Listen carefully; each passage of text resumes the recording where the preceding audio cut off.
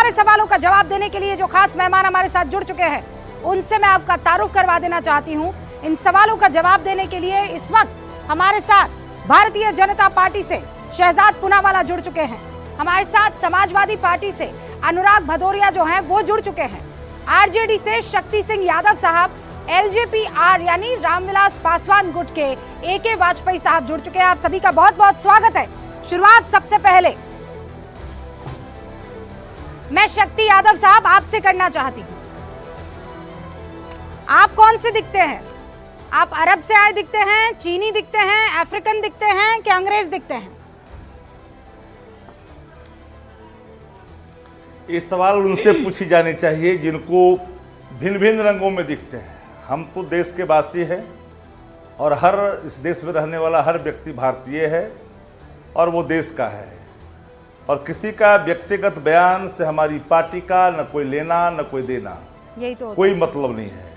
हम विविधता में एकता वाले हम राष्ट्र में रहते हैं।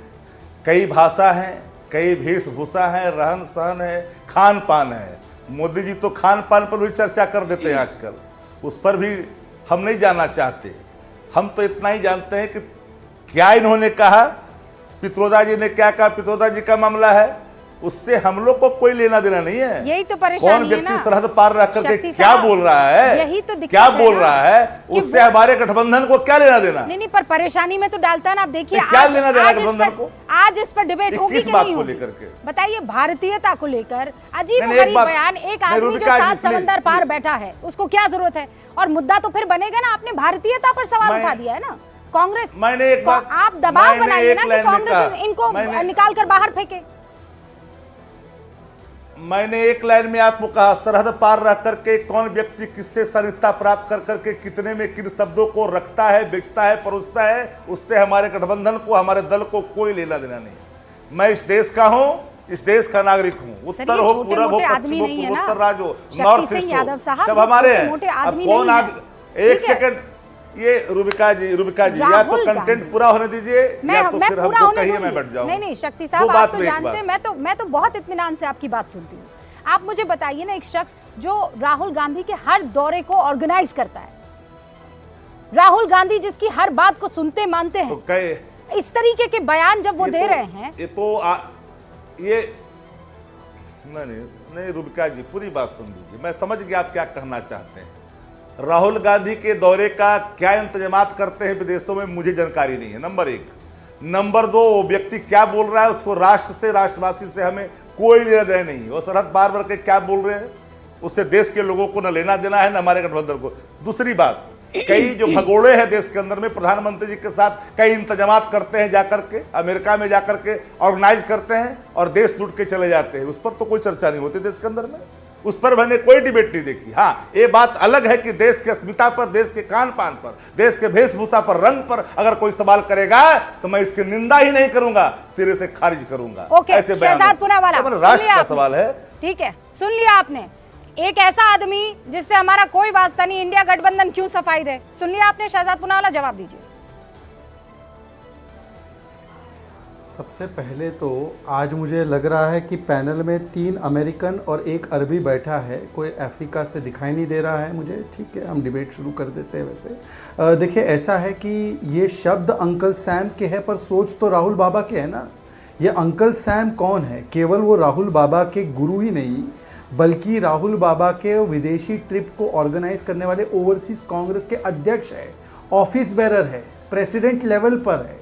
और देखिए, विदेशी सोच और विदेशी नेतृत्व का ऐसा असर पड़ा कि सत्यनारायण गंगाराम सैम बन गए, विदेशी नेतृत्व कांग्रेस पे आ गया। अब हर भारतीय में विदेशी दिख रहा है। सोचिए कि मतलब इनको हर भारतीय में भारतीय नहीं दिख रहा, इनको दिख रहा है चाइनीज, अरबी, अफ्रीकन। और विडंबना की बात यह है कि चेला जो है जाति में बांटता है, चेला जो है धर्म पे बांटता है, चेला जो है क्लास में बांटता है, और गुरु जो है वो अब नस्ल और चमड़ी पर बांटता है। अब शक्ति जी, क्योंकि मैं उनका बहुत आदर करता हूं, मेरे बड़े भाई हैं, मैं उनसे 2 सवाल पूछना चाहता हूं।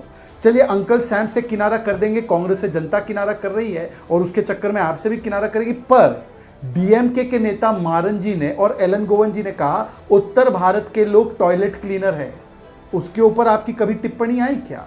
राहुल गांधी ने कहा अमेठी उत्तर प्रदेश के वोटर्स को इश्यूज नहीं समझते। क्या उस पर कभी टिप्पणी आई क्या? प्रियंका वाड्रा हंस रही थी जब चन्नी ने भैया कहा था। 10 सेकंड और 10 सेकंड, केवल 10 सेकंड। तो क्या है प्लान, मैं आपको बता दूं, सिर्फ एक 10 सेकंड रूबिका जी। वोट जिहाद करना है, मतलब कि एक वोट बैंक को साधना है और हिंदू को ऐसे बांटना है, कभी नस्ल के आधार पर, कभी जाति के आधार पर, कभी चमड़ी के आधार पर, कभी राम और शिव के आधार पर।